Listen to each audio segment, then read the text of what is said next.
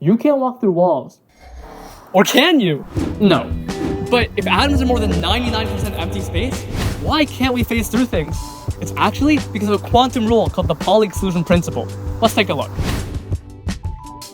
Our universe's particles are either bosons, which carry force, or fermions, which make up matter. Bosons can share the same quantum state and thus position like this. But fermions, like an electron, they can't share. Wait, why?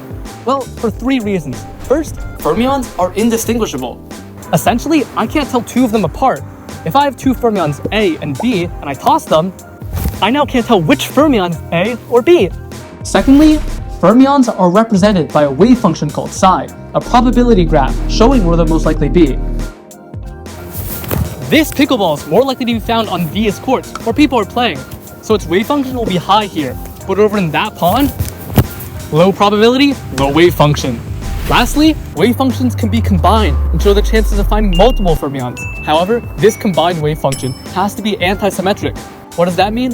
Well, let's say we have two energy levels and we put fermion A in this one and fermion B in this one. Anti-symmetry basically means that when I swap these two fermions, their wave function must change sign, seen by them swapping energy levels. If they were both in the same energy level, however, their wave function would stay the same after the swap, because this and this are the same since A and B are indistinguishable, which isn't allowed. That is the Pauli Exclusion Principle. Two fermions can't share the same quantum state, and thus position.